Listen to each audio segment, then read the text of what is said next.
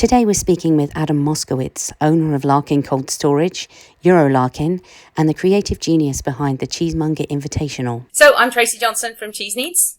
I'm Heather Barnes, home cheese baker. Rachel, hi. Rachel, you know. Yeah. Thank you for agreeing to meet with us today.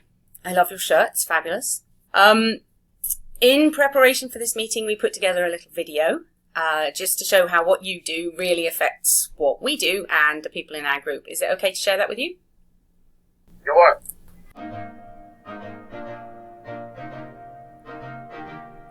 So this is an example of some of the cheeses that our group people have made. That one's mine. The last one was Heather's, I think. Or Rachel's. It was mine. Yeah. Because Belper is so massively popular, these are often the spotlight. We put a new cheese up once a week. We call that our spotlight for the title of the page. So if anybody's looking for the page, they can find it. And Belper always just looks really cute.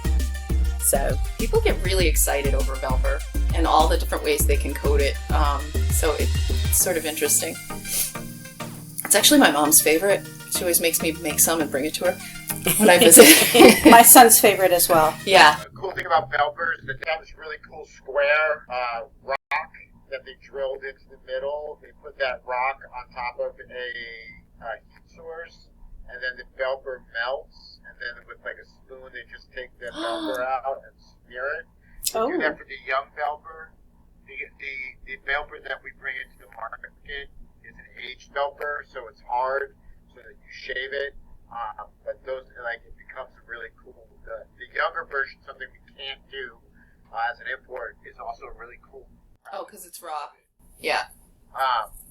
But that's really cool. So you guys basically find cheeses that you admire in the marketplace and then attempt to make them and recreate them at home. That's super rad. So sometimes people will see, as I said, the spotlight on Learn to Make Cheese. They'll see the picture and they'll be like, well, what kind of cheese is that? I've never heard of it. And then they'll go looking for a recipe. Actually, Heather's recipe is one of the best. So they'll go looking for a recipe and then they'll try and make it themselves. And we help them troubleshoot if they have any issues. That's amazing. But these people are so curious about the backstories and all the ins and outs of cheese and all the different jobs. And so we thought this would be a really good opportunity for them to sort of have a look into, some things that they might not be able to learn about on their own, So that leads into the first question. Could you tell us a little about the scope of what you do? Sure. I basically have what I call like a little cheese empire. My core business is my cheese warehouse, Larkin Cold Storage. Larkin has my sister warehouse in France. It's called Eurolarkin. It's right next to Rungy, which is a perishable food epicenter, not only for France but for the EU in general. So long story short there is we catch every week from all over the EU, including Switzerland, cheese and handle the import for 28 importers situated around the United States.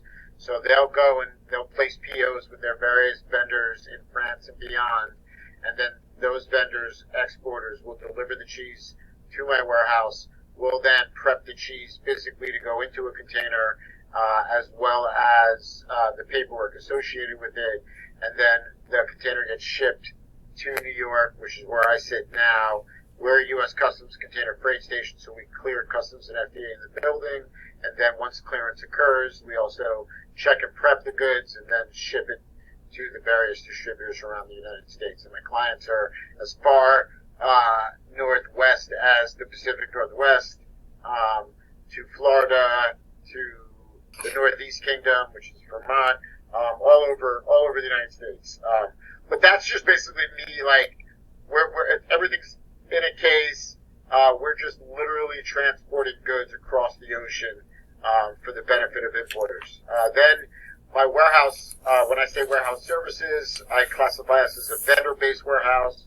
So companies, mostly importers that are looking to have a national footprint, will use my warehouse as their main point of transaction, because basically I have like a critical mass of companies to pick up on a weekly basis. So it benefits national wholesalers to have their goods here so that they can transact to the various distributors and direct retailers that pick up at Larkin.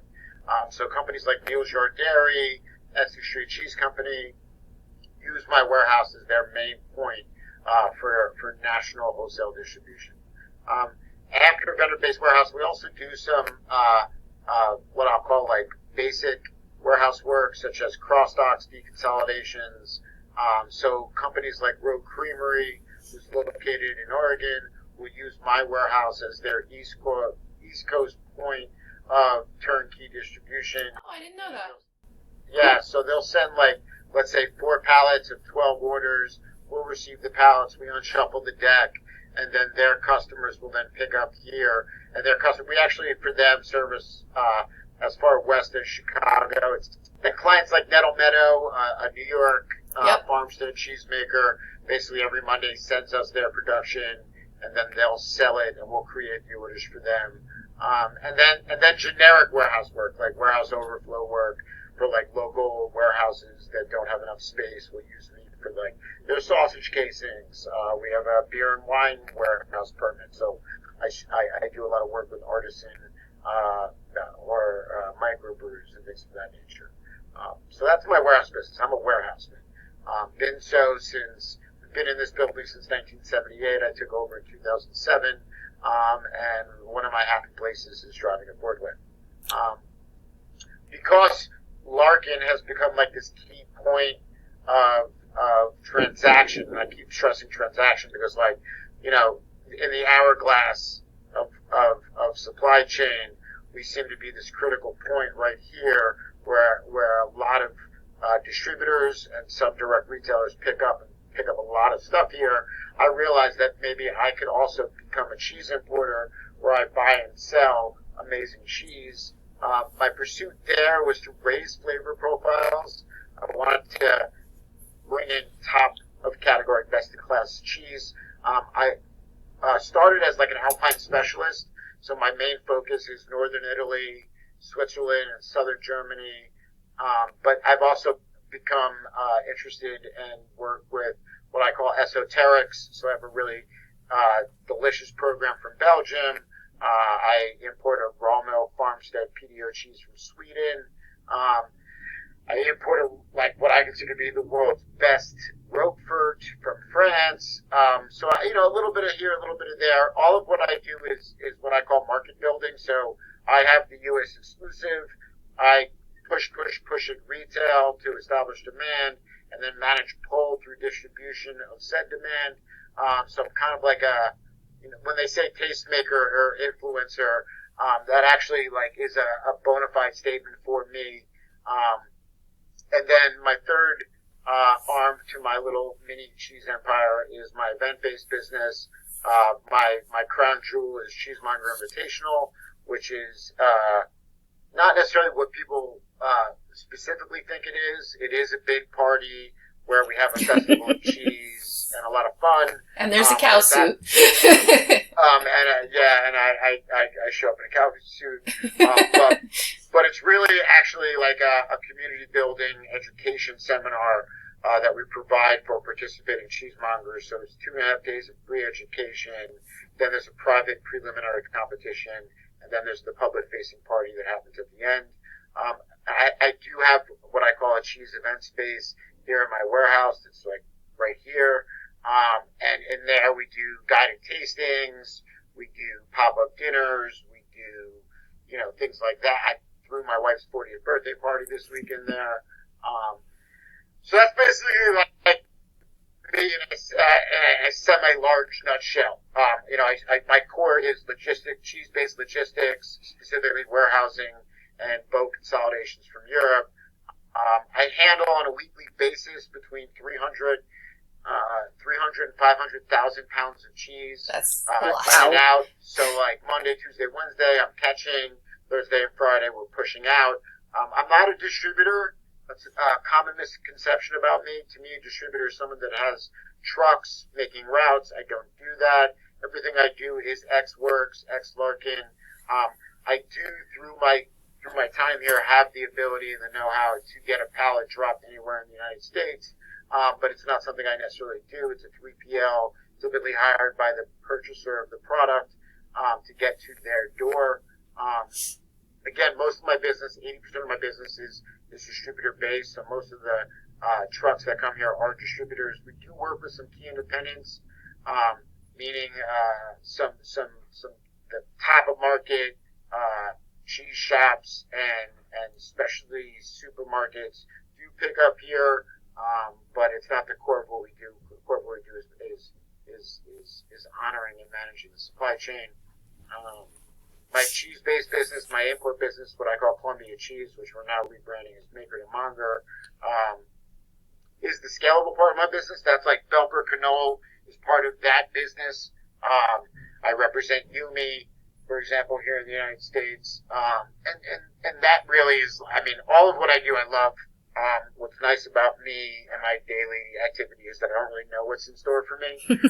One day I could be unloading a container because it's 6 o'clock and the container just arrived. Another day I could be doing a training. Another day I could be sitting down with an export partner and tasting and selecting cheese, identifying age profiles, things of that nature.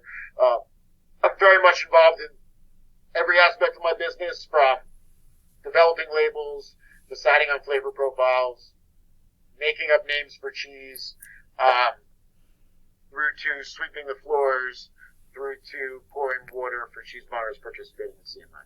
Awesome. Okay, you've answered about 7 of my other questions there. If I can zoom back in on the journey, as it were, how long is the cheese generally at sea? What temperature does it travel at? And what exactly is a bonded warehouse for people who don't know? So let's start with the bonded warehouse. We're a U.S. Customs container freight station, which that means is that I'm able to move containers off the pier in bond on what's called a PTT, a permit to transfer. And so when a ship arrives at port, they will then work on unloading it, or what we call discharge. Once a container is officially discharged, we then have typically 2 free days to get the container off the pier. If you do not get it off within 2 days, they then charge you demurrage, which is really expensive. Because I'm a U.S. Customs container freight station, I'm able to expedite that movement of the container rather quickly. So it's typically day of discharge, if not the day after. The port is about an hour and a half away. The container comes here, we strip the container, and then we work in conjunction with the U.S. Customs broker. They're the ones who facilitate the actual customs entry. A simple way to explain it is if you've ever traveled outside of the country, you come back into the country, you have to fill out your little green form. Well, I think we don't do that anymore thanks to COVID, but you basically have to declare items or not declare items. You'll then arrive at the airport, you'll stand in line at customs, you'll meet with the customs officer, he'll check your passport, he'll take your photo, he'll ask you some questions. You then go to baggage claim, get your baggage, and then you walk again through the customs officer where he might or might not inspect you. So that moment of waiting online is like being at the port. The customs entry is made, similar to you waiting online to see the customs officer. The baggage claim time is like when the container comes to Larkin, and then when we get the customs and FDA clearance, then those goods are free to go.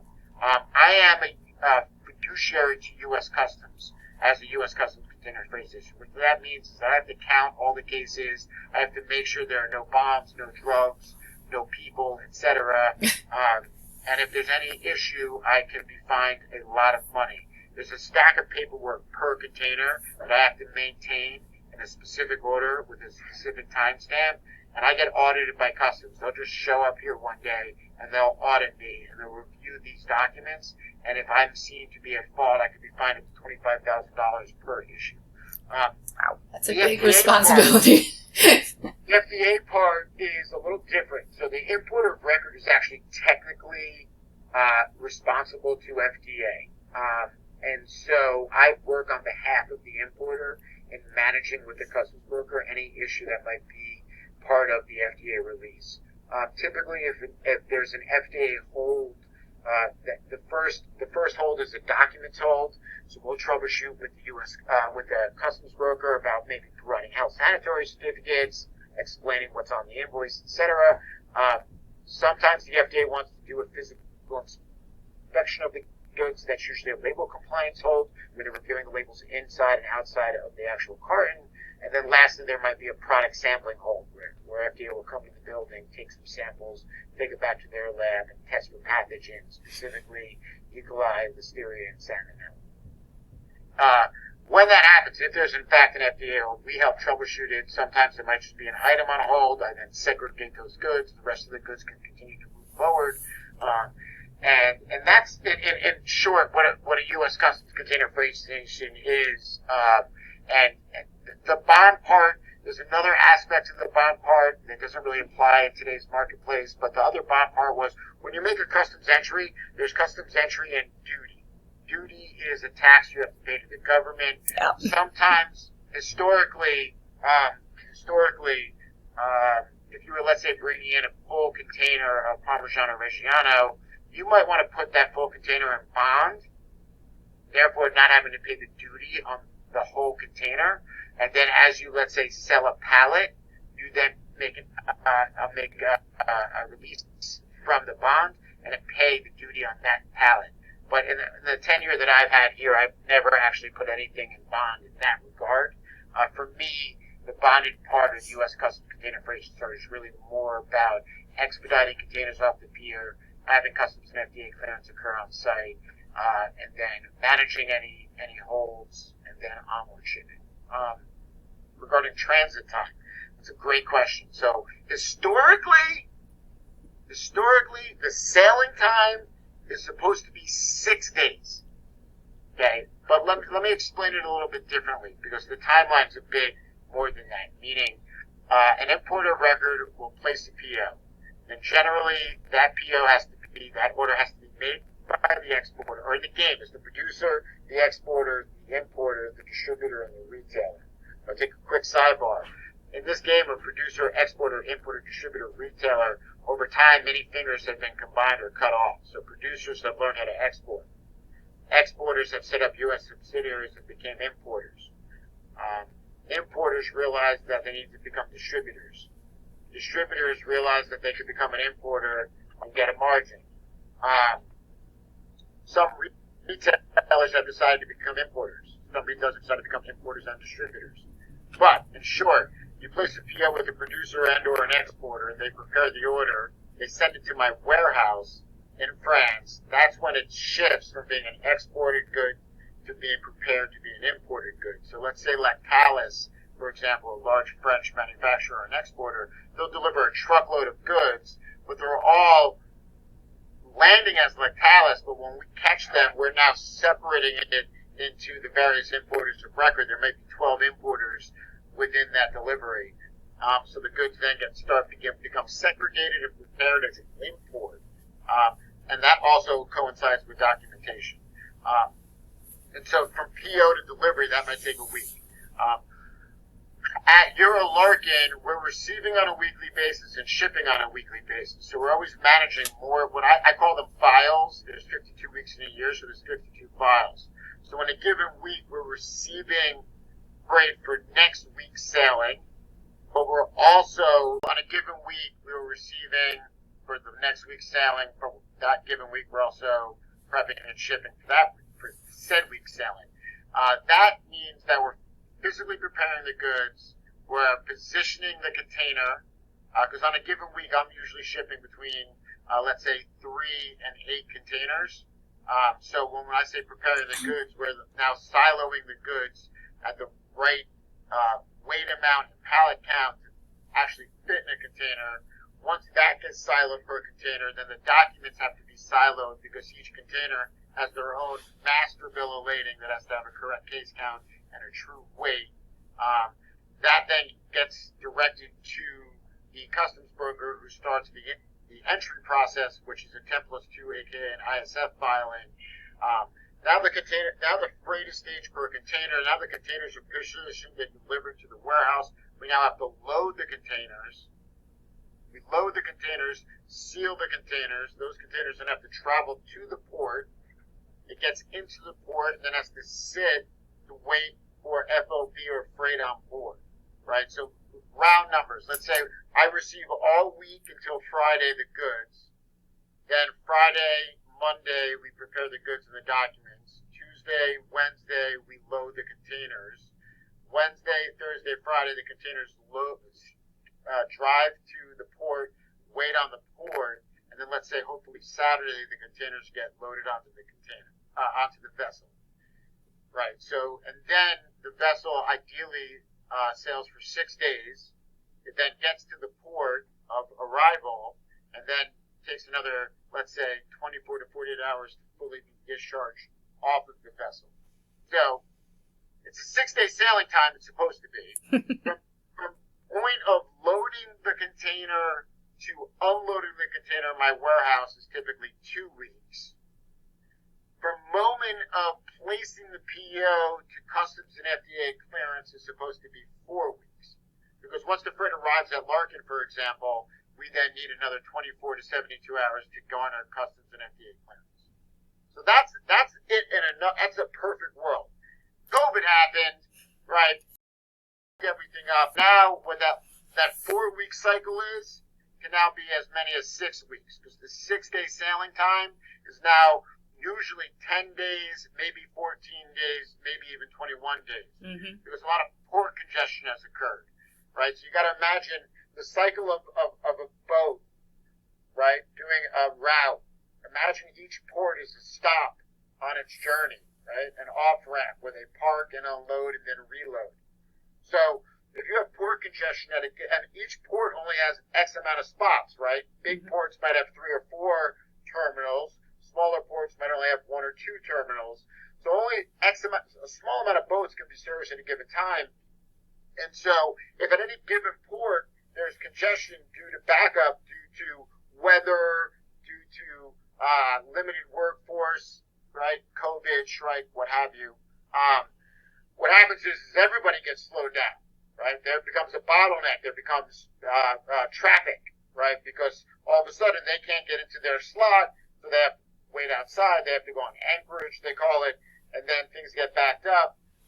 So that transit time can be negatively impacted based on a variety of factors. And that's not just food. That's all packages coming into. I mean, I've noticed as well. We've had an issue getting large amounts of goods shipped in from Spain and that kind of thing. So 100%. Yeah. I mean, so if you think about COVID, you go to like your big box retailer and there was empty shelves. Those empty shelves were due to disruptions in the supply chain. Like COVID, you need empty containers to put things in to then get on the vessel. When you arrive at a port, you unload full containers and then are ideally then loading with full containers. Things go off and then things go on. So a large part of the supply chain is where are the empties? And we've got decades of data that help you understand where the empties are supposed to be and where they should be. COVID situation messed everything up because all of a sudden there was a dramatically increased demand of goods from China, for example. But China didn't have all the empties. And so that caused the backlog. There was also labor shortage. You were sick, you can't come to work. So lack of staff means slower loading and unloading becomes an issue. Then there's equipment, right? So containers go on a chassis, which is the thing that carries the container and makes it look like a truck. And a container that's perishable, for example, has genset, which continues to allow the refrigeration to run. But what happened is that during COVID, there was a disruption of supply chain, so then people started buying heavy, because they realized they couldn't get stuff. So when they got stuff, they would take the container, have it delivered to their warehouse, but then wouldn't unload the container. They'd use the container and said chassis and sometimes said genset as additional warehouse space, so they knew they had goods, which then led to equipment shortage, which then led to further delays at the port, because if you don't have chassis or you don't have gensets, you can't move boxes. Right. Right? So yes, in short, when you hear about supply chain issues that occurred during COVID, they were basically due to the various factors that I'm disclosing to you. Then inflation. So what happened is because the empties were so weird, because the labor became such an issue, the steamship lines, which by the way, there's a lot of steamship lines, but they're all in alliances with each other. So there's really only three options. There's three alliances that you could book containers with. Like, so Maersk is in an alliance, CMA CGM is in an alliance. So there's three alliances, and they all vessel share, and so they all price gouged. Because there was such an issue with demand, they then almost tripled their price for a container in less than 18 months. I've never in my career seen any sort of price increase like that. What then disrupted that was the war in Ukraine, which then made fuel prices skyrocket, which then also added to the price, which then is a key contributor to inflation. Other key contributors were like the price of raw materials went up for the same reason I just described to you. We couldn't get steel to the right places, therefore there became a dramatic price increase in steel, right?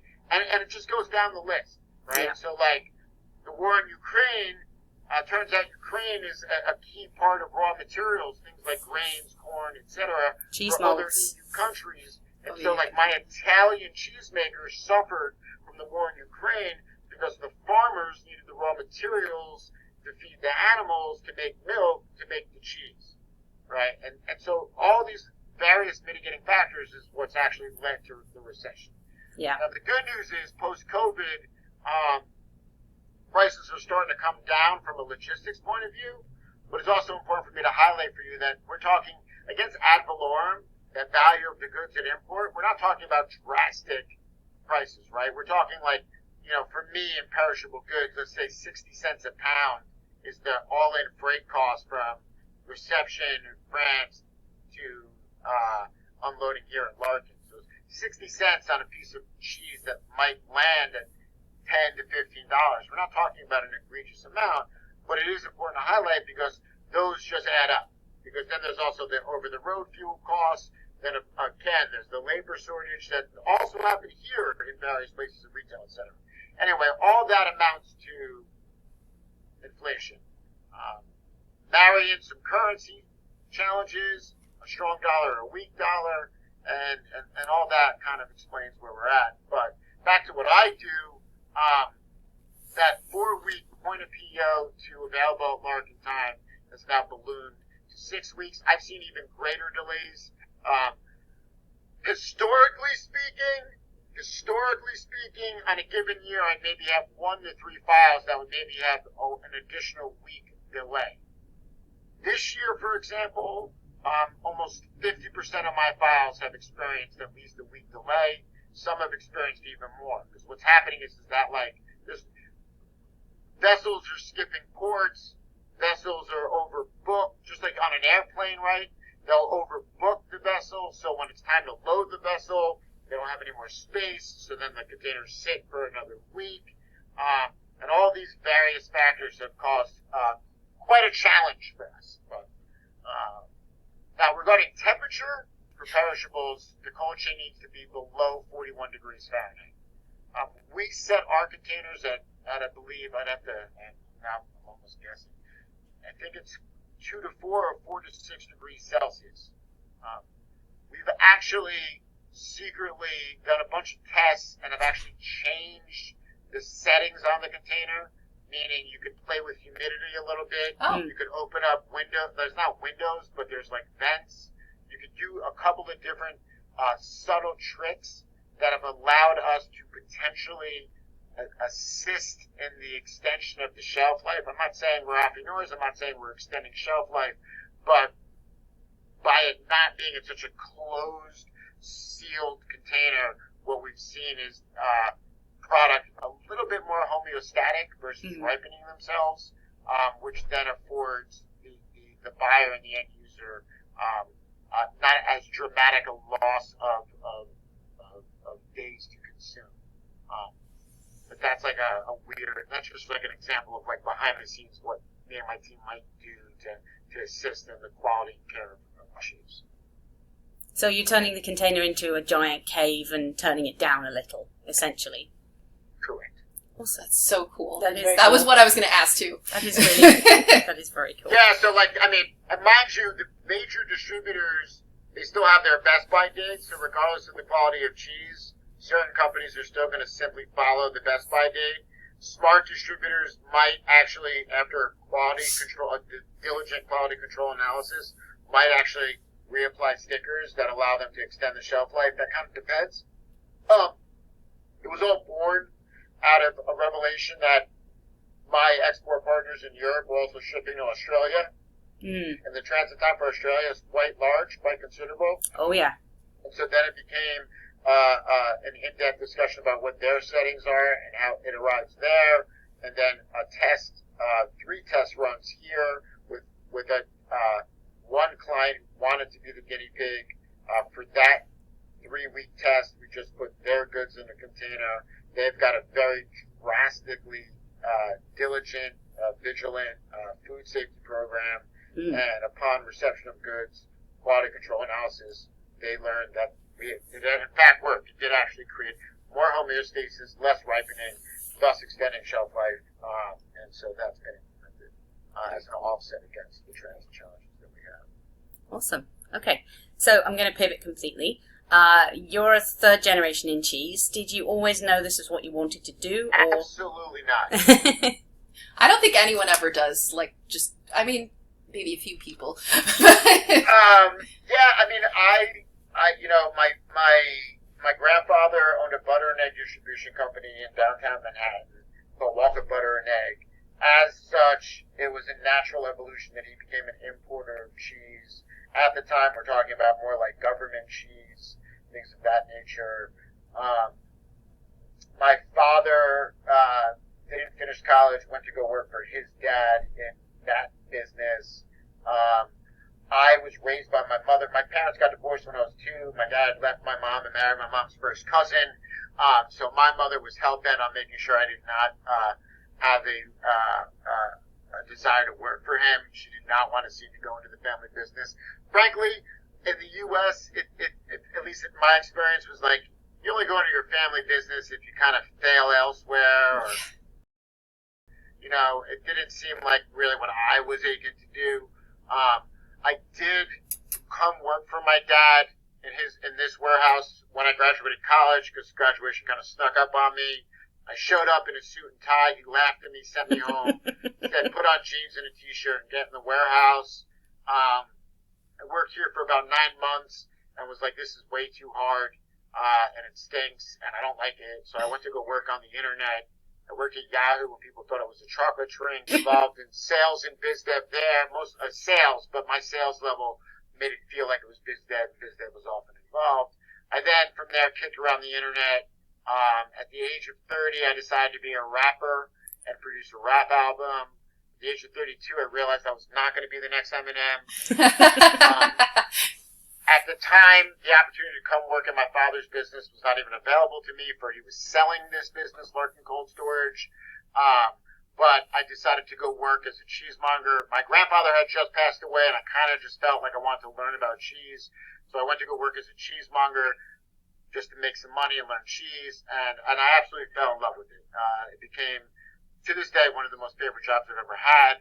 6 months into cheesemongering, my dad sat me down and said the deal that he was trying to close with the suitor fell through. Would I like to buy the business? And I agreed under one condition: he can no longer come to the office. That was 2007. In 2008, we launched the sister company, Eurolarkin. In 2009, we launched the import business, Columbia Cheese, now Maker to Monger. In 2010 is when I launched Cheesemonger Invitational. And today I wholly own and operate all 3 entities. My father's basically been out of the business since 2016, 17. And yeah, I never thought I'd be in the business, and then here I am now. It's what I've done for the longest in terms of my career. And I absolutely love what I do. I mean, to me, I don't have a job. I have like 16 jobs. Same. Same. To be clear, like I run very small businesses. Like my warehouse has 4 people in the warehouse, 3 people in the office. My import business has 3 people on payroll in total, 1 inside salesperson, 2 outside salespeople, and then there's me. And I kind of am responsible for a variety. Like, I'm responsible for the financials of the business. I'm very involved with AP and AR. I'm very involved with marketing and sales from a top level perspective. I'm deeply involved in the operations. I also handle all new business for Larkin. I facilitate where needed in Colombia, and for the event stuff, especially Cheesemonger Invitational, very much involved with every aspect, from canvassing mongers to soliciting sponsors and hosts to setting the schedule to, like I said, pouring water for them during the education days. So about the CMI, it's very, very clear. I've met a lot of mongers in the last couple of days, and they work really, really hard, and they really, really deserve recognition and a little celebration. And how do you think the role of a monger has changed or evolved since you hit the business? When I first hit the business, there was a lot less cheesemongers. When I first hit the business, the cheese scene, or let's call the independent cheese scene, was nowhere near where it was today. Meaning, each major city had a cheese shop, maybe 2 or 3. Secondary markets beyond, let's say, New York, San Francisco, Chicago had maybe 1. Many of those second or third tier markets had none. From the big box retailers, we'll call, let's say, the specialty supermarkets. The specialty supermarkets, the main play was Whole Foods. Then there was Wegmans. Since I've been in the business, more big box, especially grocers, have come into play. More what I call specialty chains have grown their footprint. A lot more cheese shops have come online. There's now cheese shops in a bunch of places you would never expect. The inspiration for Cheesemonger Invitational was a simple initiative. We were spending a lot of money on the fancy food show to represent there, and I just didn't see the ROI. And since I had a warehouse and I had a background as a DJ, party promoter, and rapper, I was like, let's throw a party in my warehouse. My father was like, absolutely not. And I was like, I didn't mean party, I meant cheesemonger competition. Yeah. He said, that's a great idea. And so that was the original idea. That night, I'll never forget, in the crowd, we had like leaders of the cheese business, and we had cheesemongers in the cheese business. And the cheesemongers were who I was focused on, and they were all walking around seemingly dumbfounded. So I couldn't help but check in with them and be like, what's going on? Why do you look like that? And they were just in such awe and gratitude for their words. Nobody had ever shined the spotlight on them. At that time, the cheesemaker was the rock star. Yeah. But me, with my DJ background, I felt the cheesemonger was the rock star. They're the mouthpiece. They're the MC. They're the one who cares for it. They're the one who actually samples it. They're the one who tells the story. They're the one that ultimately decides if the cheese has a future or not with the consumer. And so for me, it was like a no-brainer. Like, no, you guys are the ones.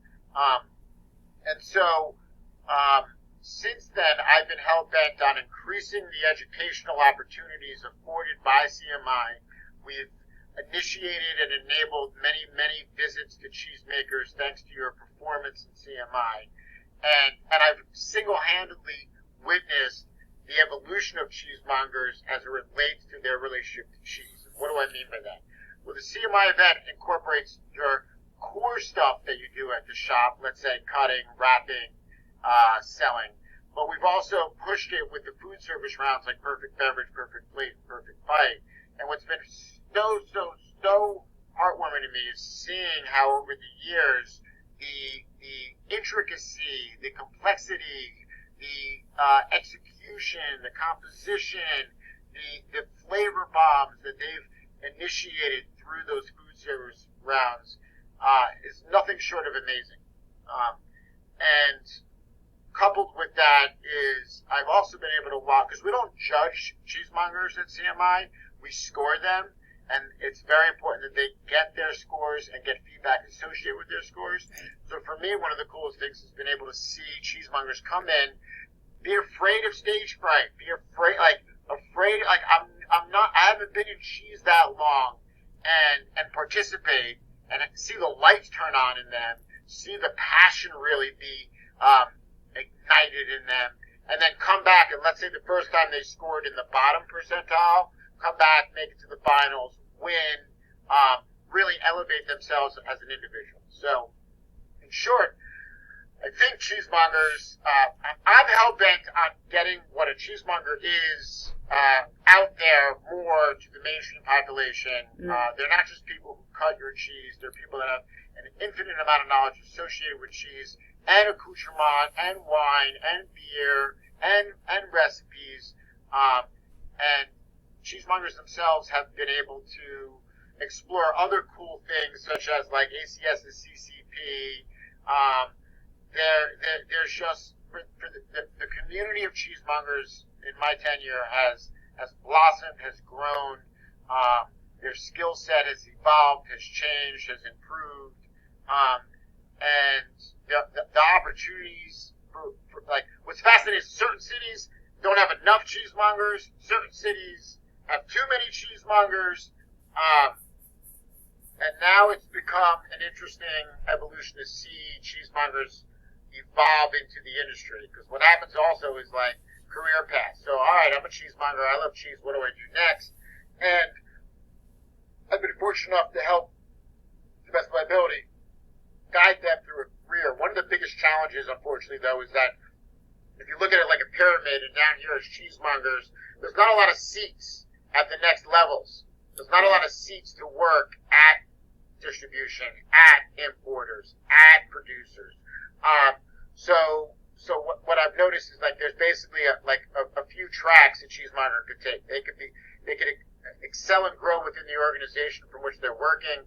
So cheesemonger to cheese buyer to merchandiser to manager. They can pivot if they're really into cheese. They then could potentially pivot into cheese making. If they're interested in a career of cheese, they then pivot to distribution, importer, wholesaler, producer,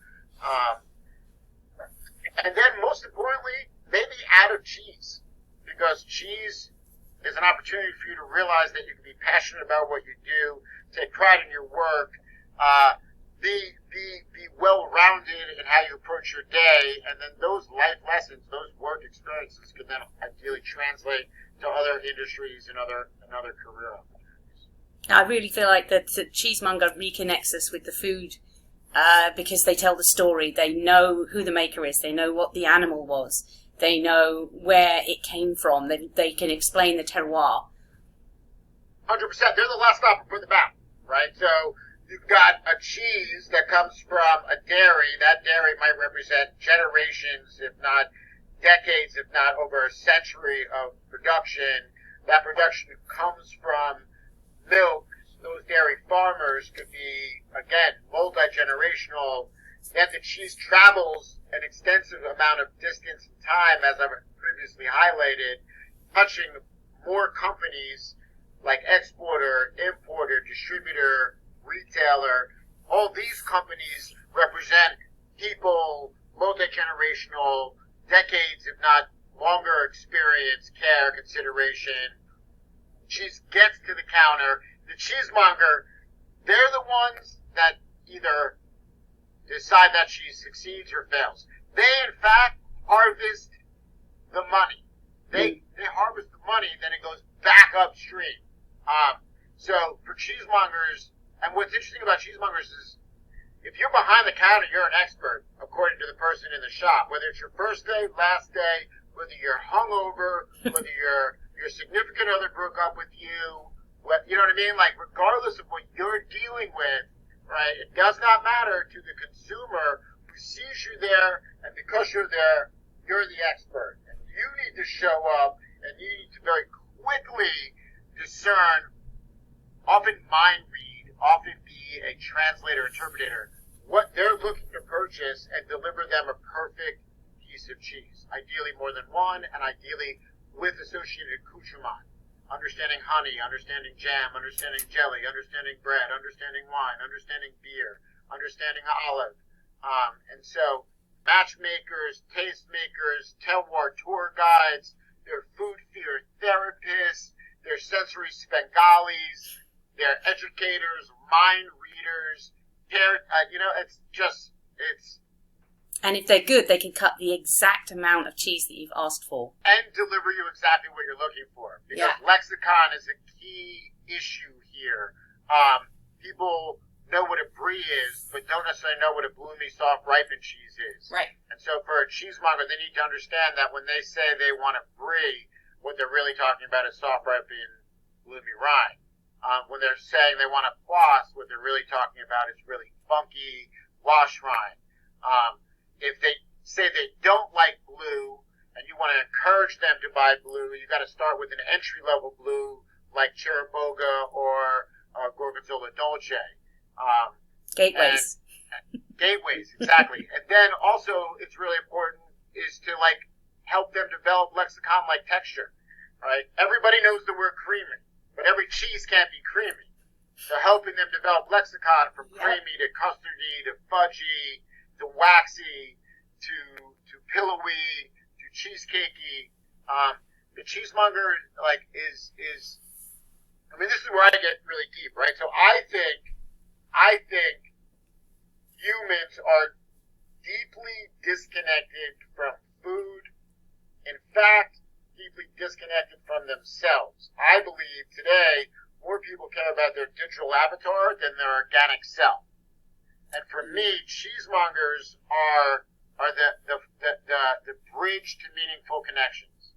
That if a cheesemonger does their job well, they can help consumers become more connected with cheese, which then is more connected with food, then with themselves, their lexicon. Lexicon is a gateway to senses, right? Words trigger mind, trigger memory. And so ideally, if a cheesemonger does their job correctly, the consumer's all of a sudden experiencing memories, experiencing nostalgia, experiencing places, and then ideally they're sitting down with groups of people, and then together they're sharing, and they're then triggering each other with intimate thoughts and memories.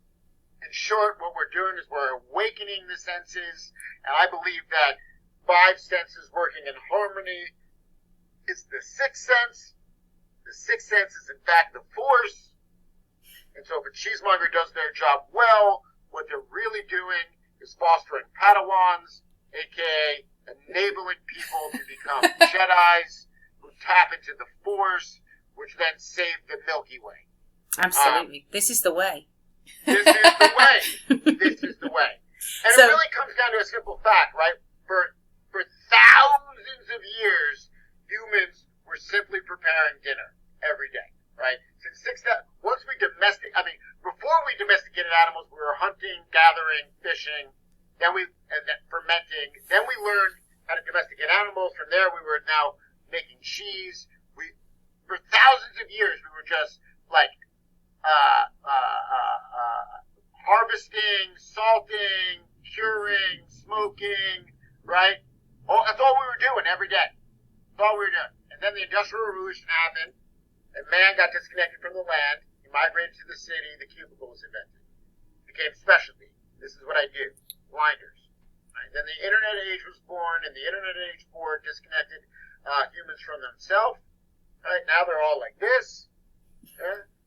Go to a restaurant, watch people at the dinner table. Are they talking or are they Instagramming? They're Instagramming or TikToking. And so for me, cheese and cheesemongers are a wonderful metaphor and mentor to humans becoming reacquainted with their senses, their sense of self, the people around them, terroir, tradition, and maybe that's how the world becomes a better place. Yeah. I love that. So what I wanted to ask next was, how do you discern what goes in the counter? So how do you know which cheeses are right for the current market conditions? What do you pick and choose to put on the container ships at Eurolarkin to bring in? How do you choose what's the next rock star? I'll answer that question in 2 parts. One is I handle the imports for 28 different importers. They all decide that. A lot of it is based on history, consumption, availability, staples, right? So every container or every cheese shop has to have the soft ripened blooming rind, has to have a stinky soft ripened, a wash rind hard. Like there's the cheese classifications and categories. Cheese shops need to hopefully cover those well and effectively. But I think what you're asking me is more about Columbia cheese maker to Monger. How do I decide what cheese to put in my program as I, as an importer, create market in the U.S.? I think the simple answer there, and it's pardon the pun, is I trust my gut. I seem to be gifted with this ability to know what I think will sell and not sell. Yeah. And to explain that in a different way, I'm looking for snackability. To me, a great cheese is a cheese I could crush. If I could eat a quarter pound quickly and without issue, that to me is a hit, right? I'm not the guy that thinks that I have to prove to the world how cool and macho and strong I am by eating a piece of cheese that absolutely tastes right? So it doesn't have to knock me over and kick me in the teeth. I like cheese that's harmonic. I like cheese that's multifaceted. I like cheese that doesn't hit you in the teeth on the attack and doesn't ruin your day on the finish. So and now I have also tenure. So for me, as a cheese importer, I'm looking for cheese that can round out my program. Yeah. Right? So new countries, different countries. I'm an expert in Switzerland, but Yumi came on board, and with Yumi, I'm able to do cheeses like Belper Canole. I'm able to do cheese like Schlossberger, which I love Gruyere, I love Comté, and so Schlossberger fits right in that sweet spot in the middle. It's kind of like both. Aarewasser, because I'm a classic, I love Budakos, and Aarewasser comes off like a more richer, dense, multifaceted Budakos. So for me, I'm looking for cheese that you could eat like popcorn.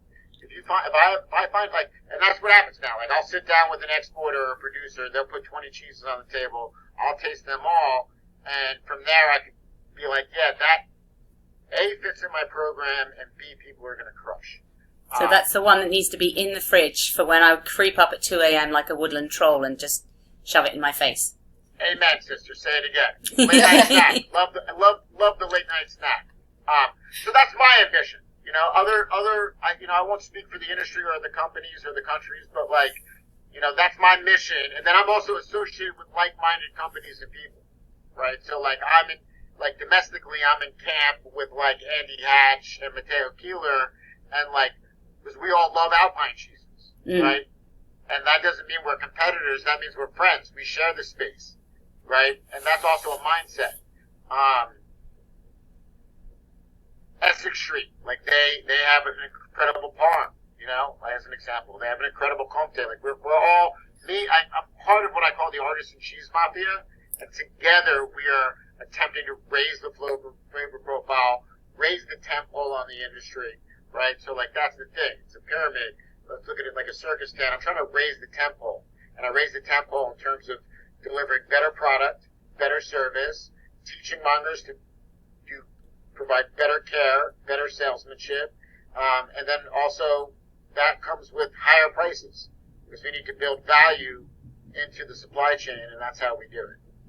Okay, well, I'm mindful of your time, and we've been on for an hour.